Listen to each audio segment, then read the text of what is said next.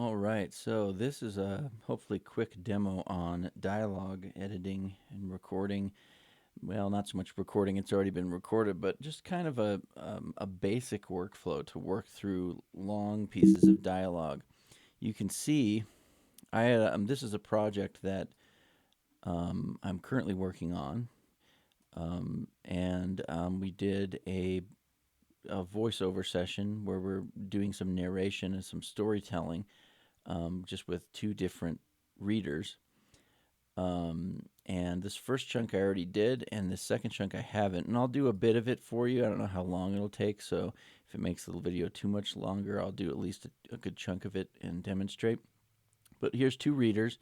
You can see that, I just ran, I think I used Adobe Audition in the actual studio. It was in a radio studio that used Adobe, so it pumped out these stereo dual mono, which means the left and right channel are just identical, and that's so that in broadcast and whatnot, you end up with a solid identical recording in both left and right speakers because it's consistent. And even if the listener's sound system's weird, the same information comes out left and right. You don't necessarily have to do that. You could just have a mono track that's panned in the center, but this is what Adobe pumps out. We have, like I said, I already went through the woman who read and kind of, edited and cleaned up. I'm prepping this to give a producer who is going to ultimately listen to all these takes of these lines and pick the ones that are the final one, or, give me further instructions. Hey, use take 3, but, exchange this one sentence from take 2. They may mix and match. Since this is just floating dialogue for a video production, it's going to be placed over video. It's not, the people reading are not on camera. So you have a little more wiggle room. You don't have to match the reading to their actual lips moving on picture. So I already did this first chunk and the second. So the woman reading we did, and the gentleman reading I have not done yet. So as far as a couple things I just wanted to mention, just Pro Tools related. So I'm chopping up. These were single, 20-ish minute files. I guess this is about 32 minutes actually, so about half-hour long files. And I'm going to chop up and edit into the takes and clean up so that they're properly labeled, marked, and able for me to either provide this Pro Tools session to the producer or export each take in a nicely labeled, organized way so that the producer can go through and listen and know what they're listening to. So first of all, the clip bin over here, this bottom lower corner, you can click the little arrow with a line. I don't know what they call that officially, but it opens up this side pane. You can see that up here there are two clips that are in bold and then a whole bunch that are not. The bold clips are in the clip bin are the original audio files, unedited, that you import into your session. So if I double click on this to highlight it, it highlights the whatever clip is there. Since I haven't touched this yet, it's highlighting the original clip. You can see that the Lakita dialogue, I've already chopped up a whole bunch, and this piece, this original one, doesn't exist anymore on my timeline, but all these little pieces do. And you can see as I click through, some of them highlight. If I double click this, it highlights. So this is that edited clip. Remember, Pro Tools is non-destructive. These are not actually chopping up the real file. It always exists in its original form. So knowing that, if I had edited a bunch of this and turns out it was done poorly, I can always grab Lakita's dialogue, pull it back in, and bam, there's the original full-length file that all this is chopped from. So just note that in Pro Tools, nothing's destructive, or there's very few things at least, and we can talk about some of that later. So, you always have a safety. You can always pull that back. And that's just a little idea of what's going on in this clip bin. So all the non-bold, remember, all the non-bold clips are the chunks that I created. So as I edit this Enmon dialogue and make pieces, you can see I can chop a piece. Note how now there's 3 not bold ones. There's this first chunk, this middle chunk, and this next chunk. So every edit and clip I create from this original one will now have its own clip in the clip bin. If I undo that, now the only Enmon thing is the original file because I haven't chopped it up. That's just a quick explanation on the clip bin. So just note that as far as you edit in, you can always pull the original file back in, no matter how much editing you've done, and go back to a piece maybe you need to revert to an original or reference the original or, for whatever reason. It's non-destructive. You're never destroying or chopping up the actual WAV file.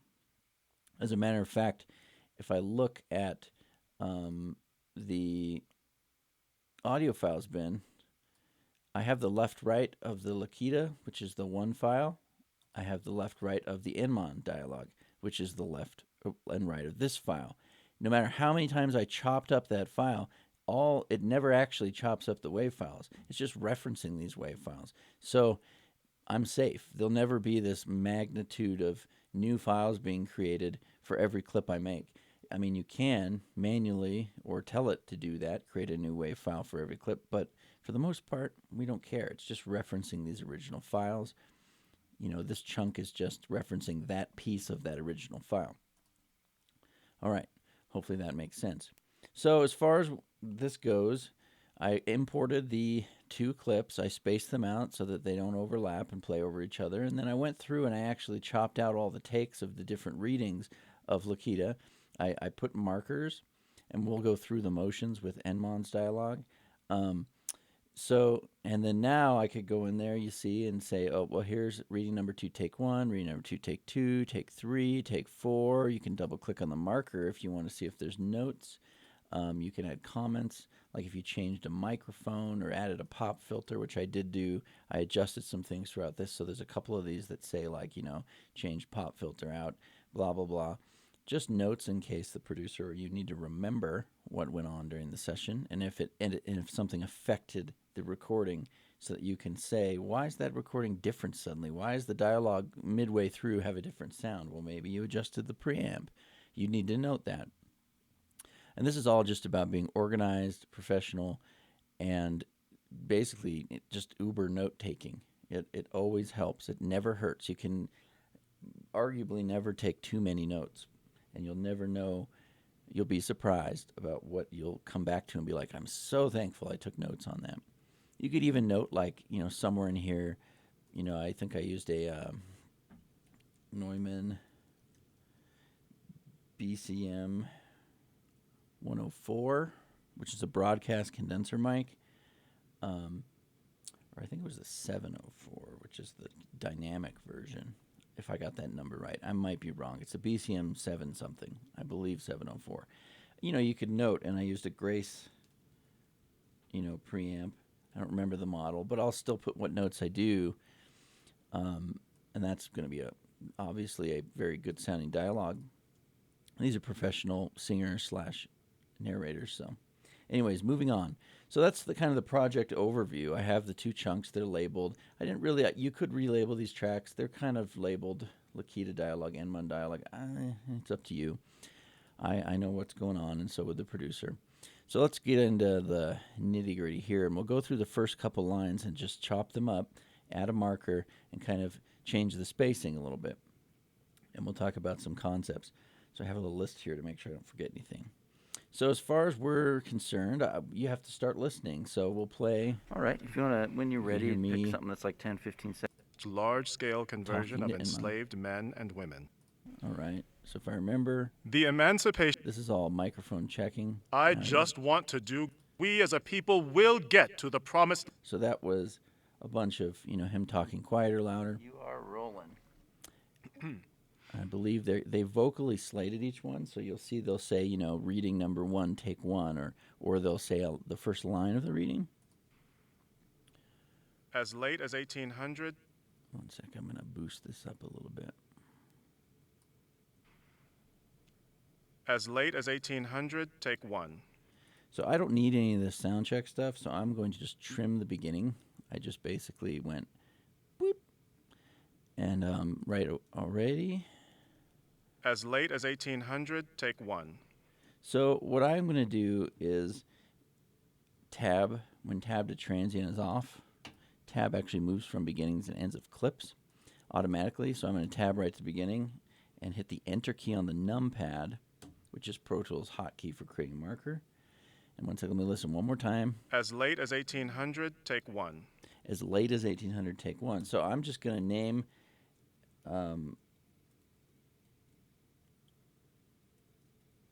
then maybe I'll put,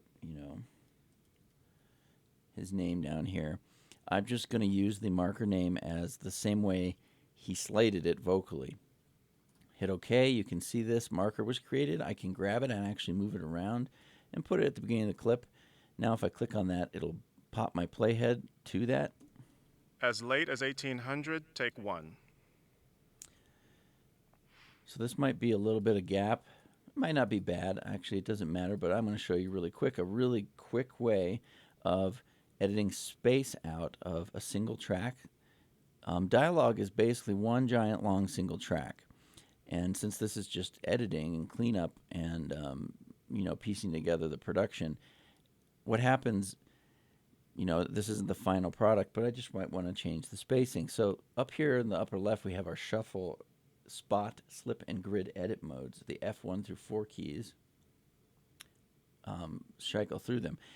Shuffle mode is really useful when you're doing a single track like dialogue or an audiobook or something where you just have one track of somebody talking for a long time. Because in shuffle mode, when you delete something, so I'll select this chunk here that's maybe too much space, put it in shuffle mode. If I hit delete, this right clip, it'll delete this and it will pop whatever's to the right, snap it to the left to butt the clips up right against each other automatically. You can see that gap went away and it snapped everything to the right, to the left. So now there's not a bigger gap. And in effect, what I did was I just shrunk the gap between his slate As late as 1800, take 1. and when he started. As late as 1800, most slaves in the U.S. had not been converted to Christianity. In the years that followed, however, widespread Protestant evangelicalism, emphasizing individual freedom.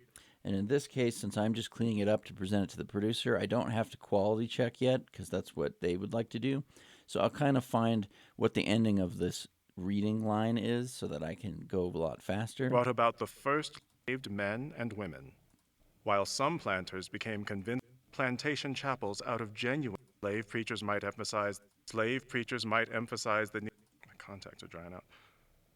Slave preachers might emphasize the need for, but among other slaves, they reformulated their. Slaves sang spirituals filled who led his people to freedom.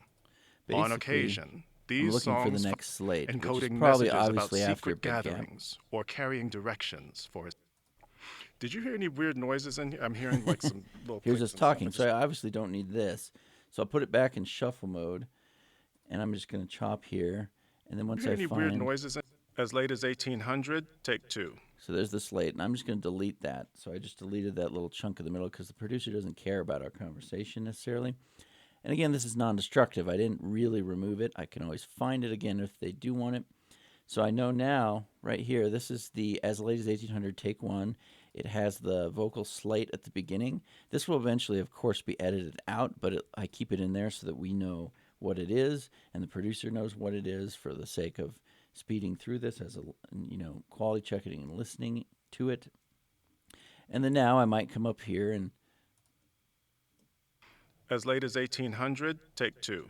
all right, so I want to mark that again. What I'm going to do really quick is I'm actually going to double click on this. I'm going to copy this name, hit OK, tab to the beginning of that clip, hit the enter key, paste. I can just delete and say take 2. All right, end one down there. And there you go. As late as 1800. Maybe this is a little much. I'll go to shuffle mode, delete it, just shrink the gap a little bit. As late as 1800, take 2. And I might, if I care to, and it doesn't matter, but I might actually, nudge all this closer so that I don't have huge gaps.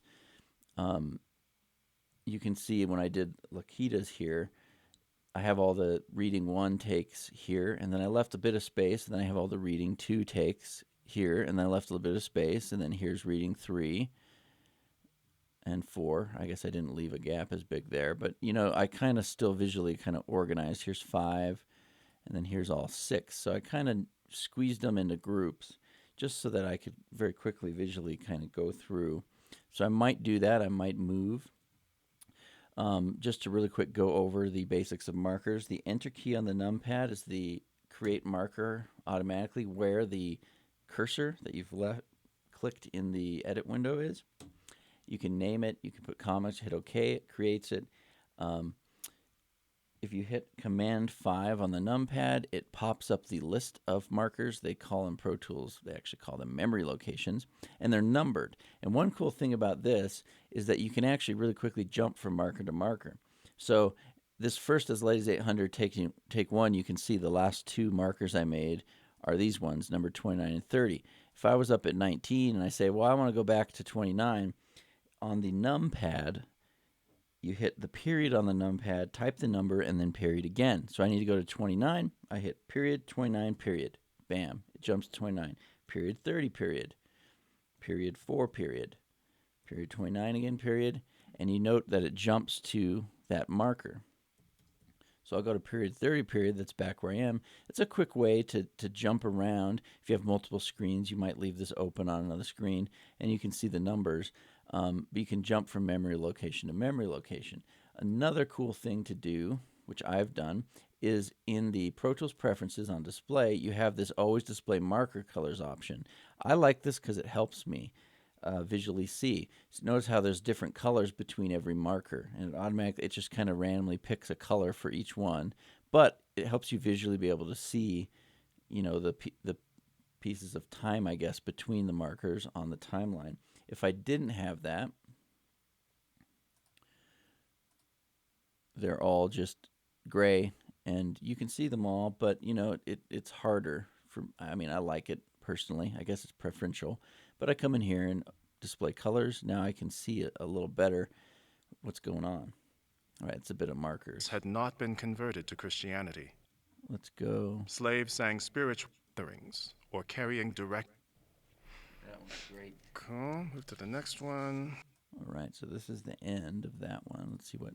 During the antebellum period, take 1. So here's another one. I don't know how to spell antebellum properly, so I'm going to hit this. And this is a new reading, so this is perfect. I might move this a little bit since this is all one clip. Still, I might nudge it a little bit just to create a gap between the, line 1 and line 2. During the antebellum period. So I might say, during the ante, as I don't know, I don't really want to try to, spell that right now and fail horribly. I might not care about this gap, so I'm just going to keep going. During the Actually, I do a little bit. And again, you can always mess with the spacing a little bit if you want. During the antebellum period. The techniques are here, but a lot of this could be preferential on how you want to manage your A vital session. role in anti-slavery action of fugitive slaves. I'll do one more. All right, so he's doing one more. I'll leave a gap, maybe delete a little bit of this. Then I'm going to tab here. Oops, you know what? The quick way to do this is to copy and paste so that I have this tab. See, if I tab, it goes from clip to clip, so I can tab really quickly back to the beginning there. Paste, take 2. Let's type Enman. During the antebellum period, take. And you could get pretty good at just visually kind of seeing, but you got to be careful because sometimes the reader could stop and then continue, like mess a line up and then like repeat a line. You may need to note that. It might be good to note it in the comments if you're not doing that editing as of yet. But be really careful you're not skipping anything. In the personal lives of and if I wasn't doing a video, I'd probably be listening through more entirely. The protection of fugitive slaves. Okay, moving on. All right. I'm assuming, I'm in shuffle mode. See how it nudged everything. One thing to know about markers, too, is that if I make a bunch of markers, and these are good markers, and then I move this at all, the markers don't move with it. Also, note, shuffle mode always makes everything to the right shift to the left. So if I decide to chop this out in shuffle mode, everything shifted, but the markers didn't move. Now your markers are not accurate.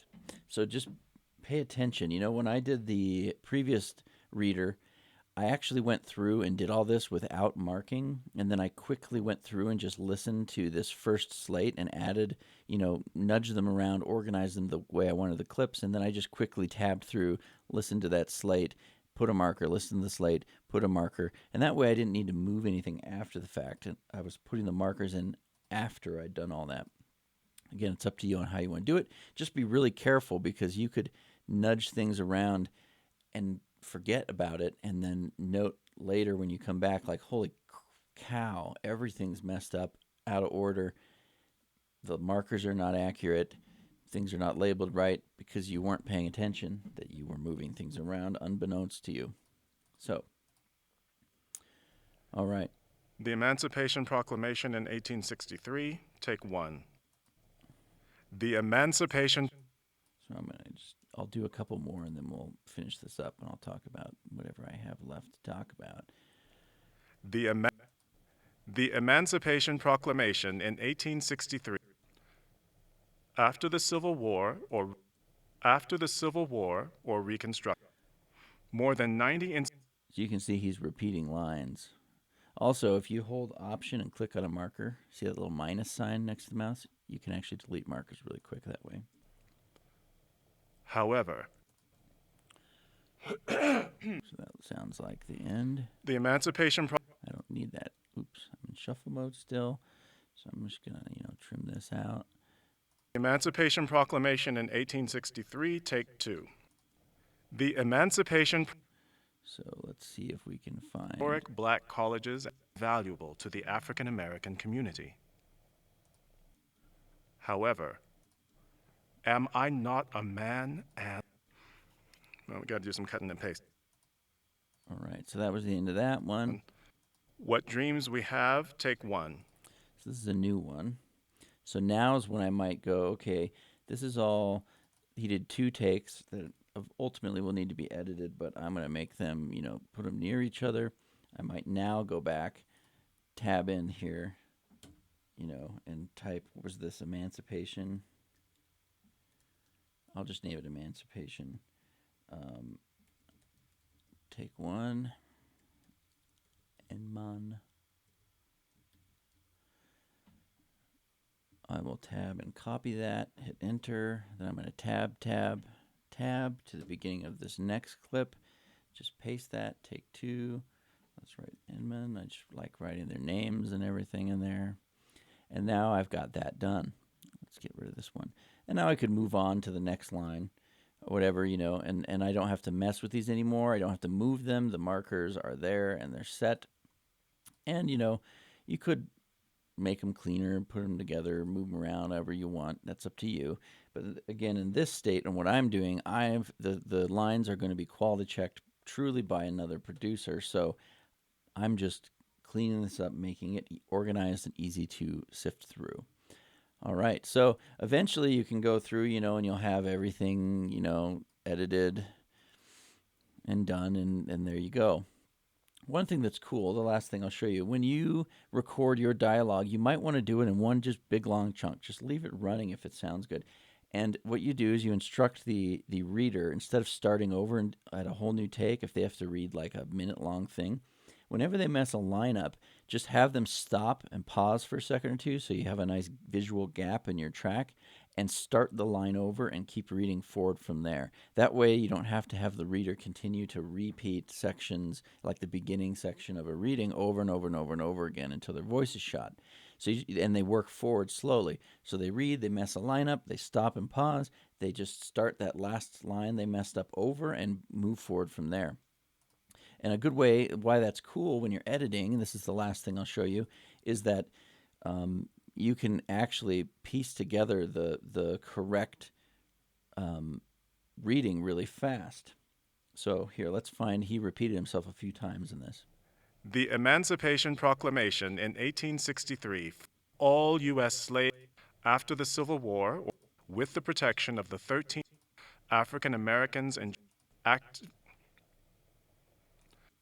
after the Civil War or So this after the Civil War line, he's redoing over and over.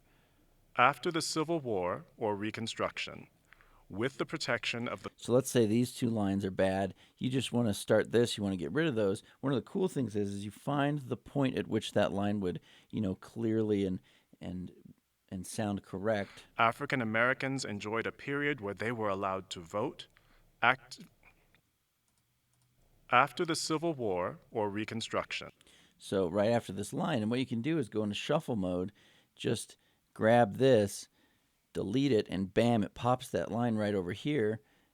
African Americans enjoyed a period where they were allowed to vote, after the Civil War or Reconstruction, with the protection of the after the Civil War. So he actually started back here. So again, what I can do is just go in here and shuffle mode, up until right at the beginning. If I hit delete, bam.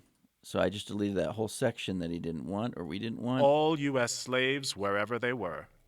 After the Civil War or And you might have to fudge this gap to make it sound natural, like make it longer or shorter, depending. If I made it too short,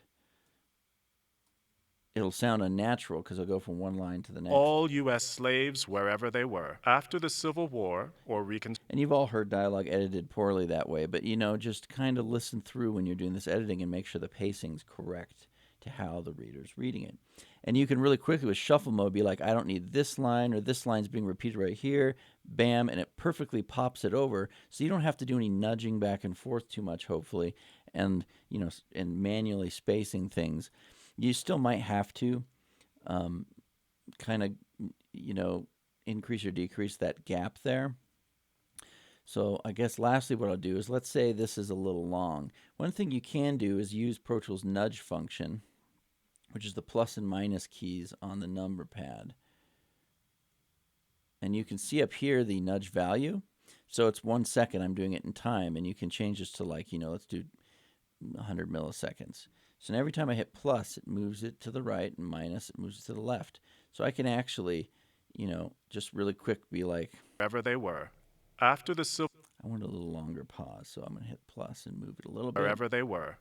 After the Civil There you go. And you can actually nudge it back and forth, and you can change that nudge value here. It can even be milliseconds. So you can go back and forth. You can see it barely moving. There's a hotkey. What is it? It is Option Command plus and minus. If you look up here at the nudge value, Option Command plus and minus is changing. It's increasing with the plus button, the nudge value, and decreasing. So you can actually get really fast at this. So I can increase it to half second, go move it over here, and then decrease it to do a little bit finer adjustments, And you can just use the hotkeys. So that's just a little bit on nudging. Remember, Option Command plus minus is to change this nudge value automatically up and down. You can watch me do it. Up to a second, down to half a second, a tenth of a second, a hundredth, blah, blah, blah, and then to milliseconds, a thousandth.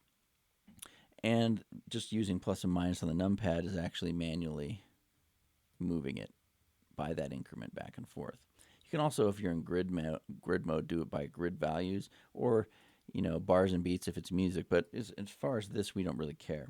So hopefully that was at least a good explanation of how to work through dialogue. Lastly, I'll say, when you do your recording, try to just run through it. Remember that technique of having the reader just repeat the line they messed up and keep moving forward. And you can easily edit that together, what they've done, and edit out those bad lines. That way you get through it and you're not just repeating take after take after take. Note the quality of this. was caused by the poor economic conditions as It's really clear. There's a low noise floor, so there's no humming, buzzing, AC, anything.